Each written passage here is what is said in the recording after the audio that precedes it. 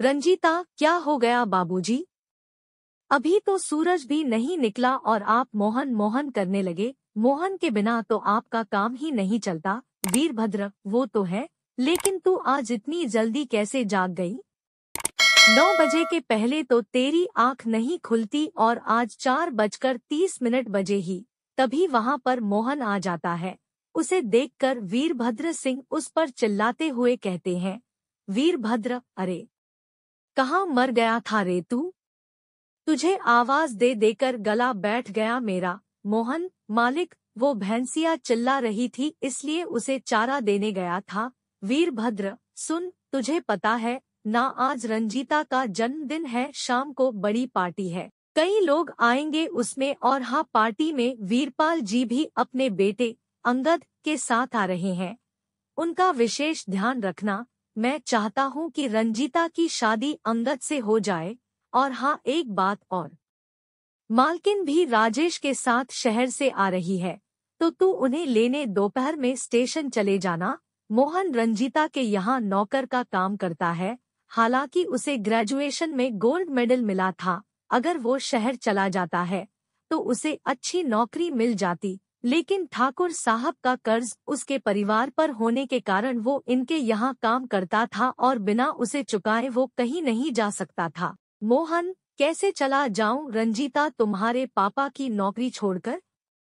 तुम्हें पता है ना कितना कर्जा है उनका हमारे ऊपर?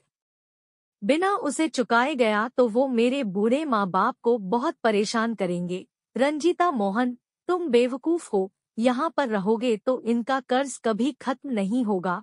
तुम्हारे दादा ने मात्र 75 रुपए मेरे दादा से उधार लिए थे, वो 5 लाख कैसे बन गया, मेरी समझ से बाहर है। मोहन के पिता भी इस घर में नौकर थे और उसके दादा भी। पीढ़ियों से मोहन का परिवार वीरभद्र सिंह के यहाँ नौकर का काम करता रहा था, लेकिन इस बात की परवाह किए बिना पिछले 2 सालों से रंजीता और मोहन के बीच प्यार का सिलसिला चल रहा था। हालांकि इस बात की जरा सी भी खबर ना तो वीरभद्र को है और ना ही उसकी पत्नी सुकन्या और बेटे राजेश को। बहरहाल, शाम को रंजीता के लिए बड़ी बर्थडे पार्टी का आयोजन वीरभद्र सिंह की हवेली में किया गया था।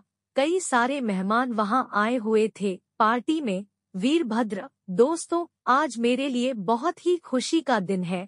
आज मेरी इकलौती बेटी रंजीता का जन्मदिन भी है और आज मैंने इसके भविष्य के लिए एक बहुत बड़ा फैसला किया।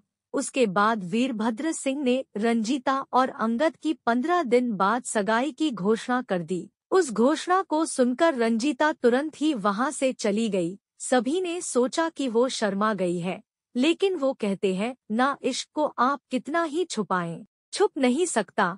2 दिन बाद की बात है। रंजीता को लगातार उल्टियां हो रही थी। सुकन्या, अरे कितनी बार कहा है मुंह पर कंट्रोल रखा कर, सारा दिन पा नहीं क्या क्या खाती रहती है। अब हो रही है ना उल्टी। रंजीना की उल्टियां रोकने के लिए घरेलू दवा उसे दी गई, लेकिन कंट्रोल नहीं हुआ। फिर उसकी माँ उसे लेकर अस्पताल गई। रंजीता की जांच पड़ताल के बाद डॉक्टर सुनीता ने जो कहा, उसे सुनकर सुकन्या देवी चीख पड़ी। सुकन्या, आप पागल पागल हो गई हैं क्या?